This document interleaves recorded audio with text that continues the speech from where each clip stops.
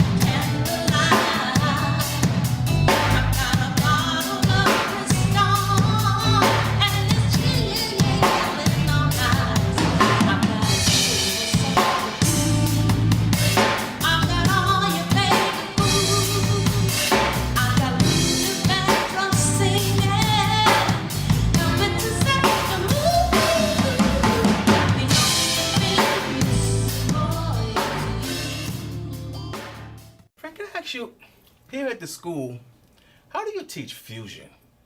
Is it 10 pages spread out and it's so busy? How do you teach fusion? I mean, fusion music, that is, for those that doesn't know what it is. For me, everything starts with paradiddles, man.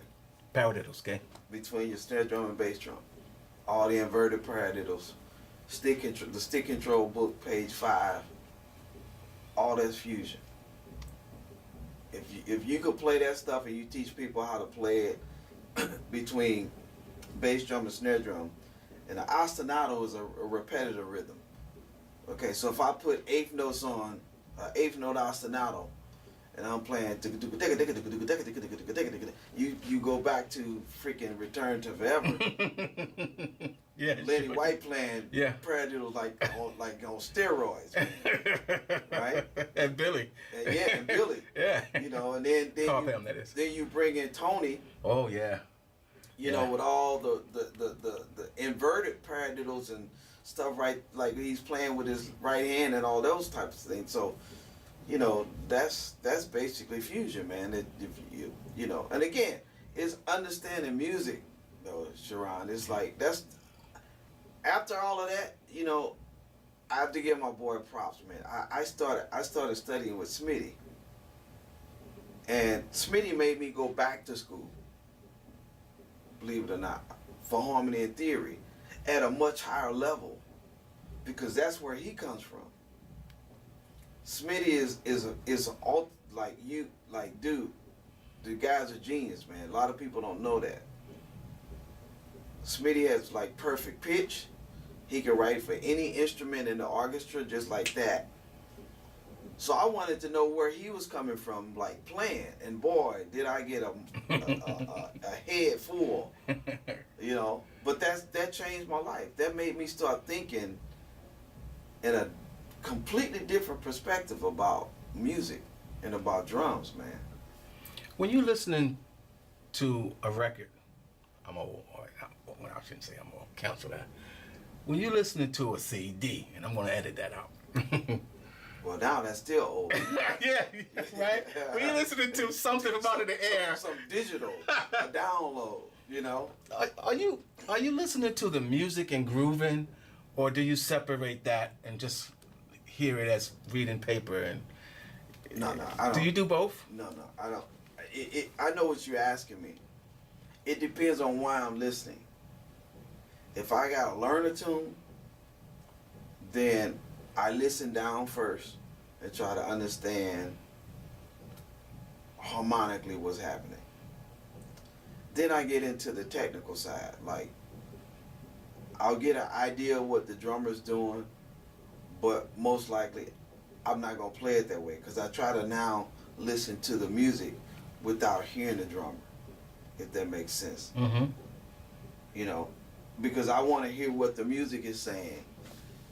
And then if I hear the drummer play something, I want to know why he played what he played. Why she played what she played to this particular song. You know, because it's about the music. So then you could get a chart out to say, okay, you know what, I'm not going to remember this. And that's the beauty of reading too, because, man, I got to do a show with someone. They go, Fred, we doing these songs. You got charts? No. Man, you want me to learn 20 songs? Really? Man, that's when I just get my paper out, start writing the grooves out, little notes and stuff, and go, okay, I'm good. We could do it. But, you know, I just, like you, before the camera was on, you talk about the Chitlin circuit. Man, before I knew how to do all of this, I had to sit there and learn 20 songs by ear, bro. The rewind button. That's right. Rewind. They did this, okay, and they did that, and you just hope to God you remember come showtime. Oh, yeah. You know? I'm with you. So it's like, yeah, I've been there and done that, man. What are the harder time signatures? I hear 7 is hard, 9 is hard, 12 is gospel, isn't that gospel music? Yeah. Okay. Yeah. I mean, again, it that depends on the person, man. Okay. That depends on the purpose. That's, you know. And 5? Like, it depends on the person. It's like, if you understand it, you know, if you understand groupings and how to make them work, most our meter is built on groupings, like groups of 2 and 3. What does that mean, Fred? Mission Impossible. That song? Dun, dun, dun, dun. Okay. So you're singing now Right. the accents of the groupings. Right. 3 3 2 2. Okay.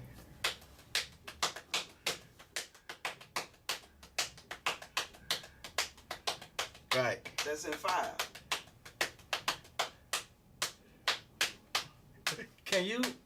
Will you count that for us at the same 1 time? 2 3 1 2 3 1 2 1 2 1 2 3 1 2 3 1 2 1 2. So, where does it turn to 5? That's in 5. So 5 is where the accent is? Oh, 1, 2, 3, 4, 5. 1, 2, 3, 4, 5. 1, 2. Is that it? Yeah. Okay. But again, if you start hearing stuff like that and try to count like that, most music would beat you up. Our meter will definitely beat you up because you're counting 1, 2, 3, 4, 5, 1 and 2 and 3 and 4 and 5, and those accents are moving. Right. So once you write it out, 1 and 2 and 3 and 4 and 5 and 1 and 2 and 3 and 4 and 5, 1 and 2 and 3 and 4 and 5, 1 and 2 and 3 and 4 and 5. Right. Then it's a difference. But when it comes to our meter, you count, but you better know those groupings, because the groupings will like kind of save you. There's so much to talk about that. When you heard Take 5 for the first time, I had no idea what was going on. and what do you do with it now? You just destroy it now, huh? It's fun. It's fun to mess around with. I mean, you literally can just take it anywhere you want to go. I try to, yeah. You know, I try to, you know, I try to do that. Is that a advantage, understanding theory, where I could put myself in so much of this? Because if I told you my story about reading, you would say, get out of here. But understanding theory behind a drum kit, playing with a band, do you ever get bored back there and go, man, we could do so much more with this? Not. It depends on what it is. It depends on the situation. I mean, when you say theory is one thing. When you understand the harmonics of music and how they work, that's the theory side of music. Somebody like Dennis Chambers, he understands that. You know, Dennis plays guitar. Oh, I didn't know that. Plays bass. I didn't know that. So he understands it.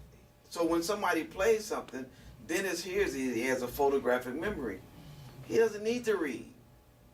Does he read? No. But I didn't know that. But I can bring you and myself and probably about 40 other drummers, and we still can't play what Dennis plays. No, can't. And I'll tell you. And he understands everything that he's playing. Yeah. Musically. Backwards and forward. Yes. I saw Dennis. So that's what I'm saying.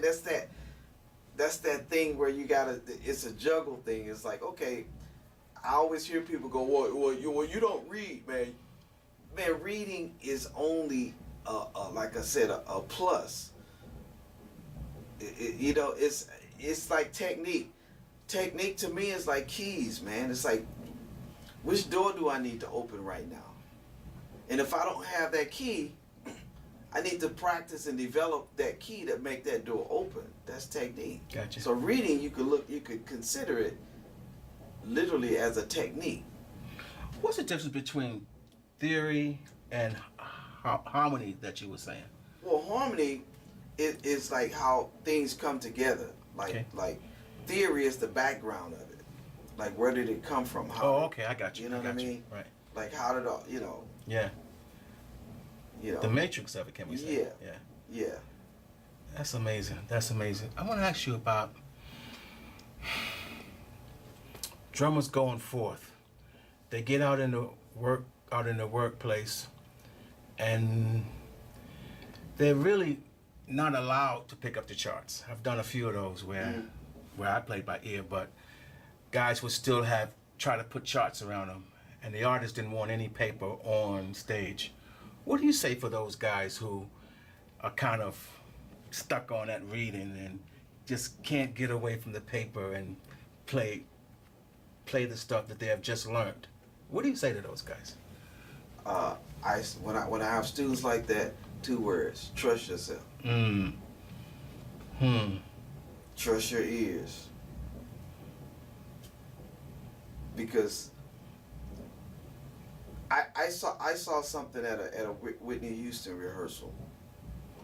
They had rehearsed. And Ricky Minor said, "Okay, no more charts. We're taking the charts off stage because when we play live, there will be no charts." And I saw some people put the charts on the floor so they could look down. Ricky got very angry. He says, "I tell you what, if I see any more paper up there, I'm just gonna call some people and your job is gone." You hear paper crumbling up, like, you know, it was the funniest thing. But that changed my life, man, because I'm like, wow, man, that means like you need to study. Meaning, like, if someone does give you a chart, you just don't depend on that chart. You do your homework. It's called homework. You go home and learn the song. As a drummer, you don't have the luxury like other people. A drummer is like, man, another thing I tell my students is like, dude, when you in a band, someone's giving you the key to the Bentley. Don't scratch my Bentley, man. Don't cause us to have a wreck.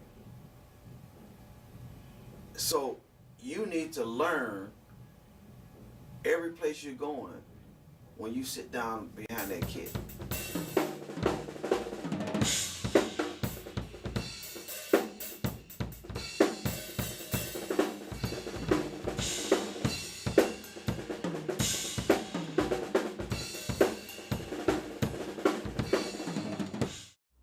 Hey there, I'm Fred Dinkins. I'm a drum instructor here at Musicians Institute, and I've been asked to give my take on what I think would be important for those of you who are considering entering MI. One of the biggest things that I know for a fact that you need to do is get your reading somewhat down, making sure that you understand your note values, understanding the note value tree. It's very, very important. Understanding the counting systems of time signatures when you encounter them. Because sometimes a lot of people say when you use 4-part counting, you're counting 16ths. That depends on the time signature. Okay, so it's 4-to-1 the ratio that you're dealing with when you subdivide. Some books I highly recommend is, now that the MI press is online, is definitely hooking those books up first and looking through the curriculum and seeing if you can understand that stuff. And if you want to enhance it more, I like using the Louis Belson book, Modern Reading Text in 4/4, also the Ted Ridge Syncopation. And the other thing is developing a professional practice routine. The one thing that I notice with most of the students, I would say 99.9% of the students, they come to MI not knowing how to sit down and really practice for a long period of time. And if you really want to get this down as a career, you really have to develop the discipline to practice every single day. I mean, I look at when you come to MI, if you don't have to work a job, you should be eating, sleeping, drinking drums 24/7. You know, so it's very, very important that you develop a professional practice routine. So if you're studying with someone, ask them about what do I do in order to get to the level and get to the place where I can practice 4 straight hours or 8 straight hours without, you know, losing your stamina. Physical exercises is really good to help you out running and, you know, whatever else you do, swimming, whatever, but you need to really build up your stamina to, you know, get this together, and your mental process to take on what's going to happen to you when you get here.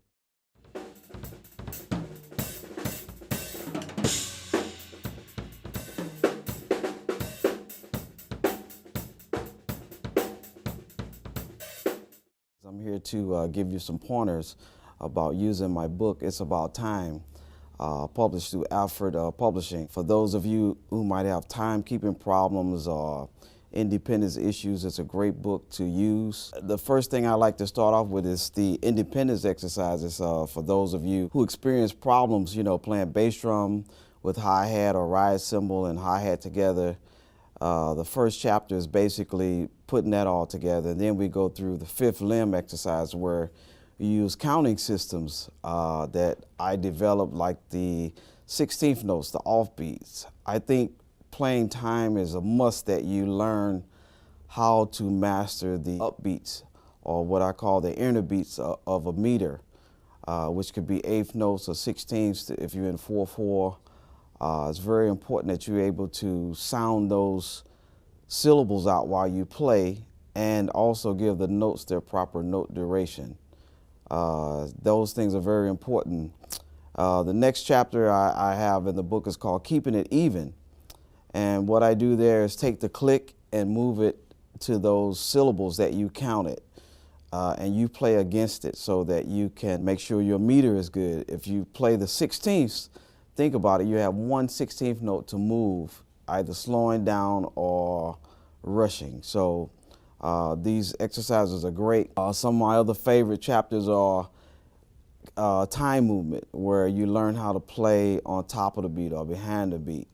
What I did was manipulate a cross stick pattern, where I placed it behind the beat or either on top or in the middle. And if you match that with your stick, then you'll be playing behind the beat, on top, in the middle. So that's a very unique thing to do. I often get questions about playing behind the beat. What does that mean? One myth that I don't believe in is playing flams. That's a big misconception, I think, of time. The main thing is a feel when you play behind the beat on top. It's how you feel in the groove. Like playing sad or making someone feel sad, most likely you're going to play behind the beat. Happy, you're going to play on the top, or either being angry, you're going to play on top of the beat. The horn hit section is a lot of fun. If you have problems reading, the horns are playing the rhythm that you see, so you can actually learn what those rhythms are just by listening down. It consistently changes styles, but everything is at the same tempo. And then the time movement also has interesting things in there where, like I said, you plan to a song and different exercises you could do. The last chapter is basically a overview of everything we've done, playing behind the beat, horn hits. There's a drum fill section that I overlook, but you really should work on your drum fills, like 1 beat at a time, 2 beats at a time, 1.5 beats. All those things are there.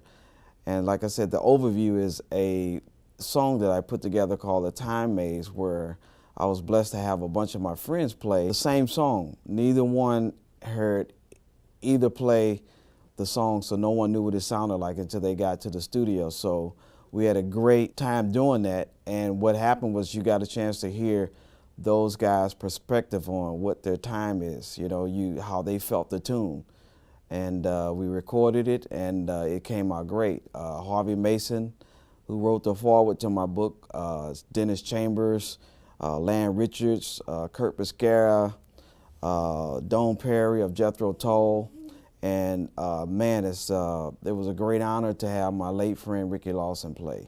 That's a momentum, you know, just to get the book, just to hear how Ricky approached this track. So that's an overview of the book. If those of you who want to use it in your teaching, basically just follow everything that's there. Those of you who buy it that's a student, always feel free to contact me at freddinkins.com. It's www.freddinkins.com. Or here at mifredD@mi.edu. Thank you. Y'all thought that was Fred Dinkins, right? You thought this is his website? You heard that drumming? That's me. Most of those tracks you hear, that's me. I mean, Fred comes to me, he said, hey man, what you got bad? And I lay it down a little taste for him, man. But I'm telling you, no, man, to be honest with you, I've been learning how to play drums, you know, and I tried a lot of stuff. I went online and did some of that online stuff, and I bought well, Fred Dinkins threw away, I had about 100 books trying to play drums, and I finally got with the master. And if you guys are trying to learn how to play drums, you're in the right place. And I'm talking about quickly and accurately, and where you don't embarrass yourself and people are proud to be with you, man. So you know what? You're at the right place. But Fred does watch me. There's things I do that's, you know, that's different. I ain't saying it's good, but it's different. Let me get my drum pose.